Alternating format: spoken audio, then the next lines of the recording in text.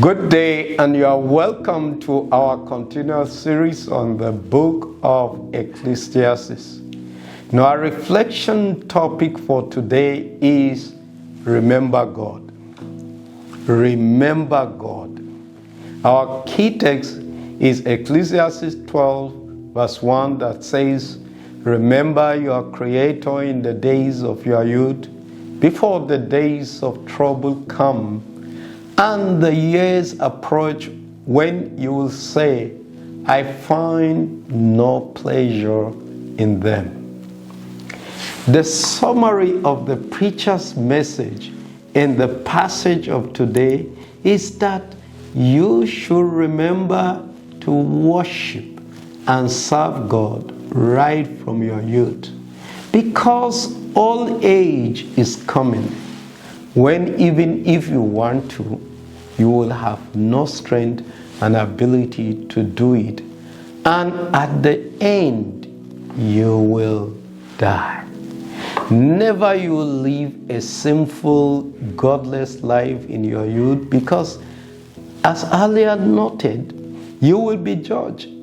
Today's passage describes the gradual physical deterioration of man's life with old age, resulting in, among other challenges, the weakening of your legs and knees, and you are bending over when you walk, loss of your teeth, your vision begins to deteriorate, your hearing starts to fail, or you just close your mouth because you've lost most of your teeth.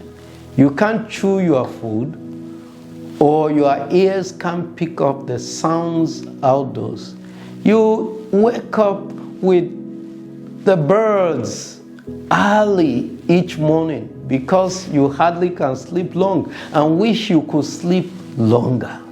Your voice starts to quiver and weaken. You are terrified of heights and afraid of falling while you walk down the street. If you have any hair left, it turns white like almond blossoms. You just kind of drag yourself along like a grasshopper at the close of summer season. In fact, you lose your appetite and your sexual desire, and finally, you go to your eternal home and people mourn your death. That is the gradual deterioration of life for you. As I have grown older, especially since I turned 60 years and began to feel one kind, that kind of feeling, because of the misbehavior of my veins and muscles.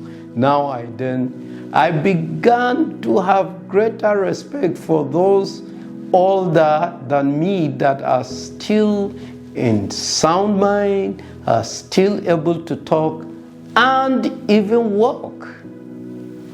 It is really, really an irony of life that when I was a child and a youth, I did not have enough resources to eat meat to my satisfaction.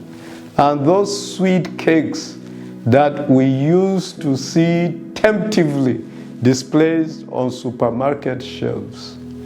Now that I have enough money to buy and eat as much meat as I can, and all those sweet cakes, they tell me that these kind of foods are not good for me in old age. In fact, it's like they are poison. Haba! Now I'm confined to eating more of grass and leaves called vegetables or salad, which they say is now the best food for me at this stage. Why, that is life for you. It just deteriorates with old age. Never you forget God in your youth, and God will not forget you either in your youth nor your old age when you need Him most, because your physical strength will long be gone. What God has promised the Israelites is equally true of us. As his children, he said in Isaiah 46, 3-4, listen to me, O house of Jacob, all you who remain of the house of Israel, you whom I have upheld since you were conceived, and have carried since you are birth, even to your old age and gray hairs. I am he. I am he who will sustain you. I have made you, and I will carry you. I will sustain you, and I will rescue you.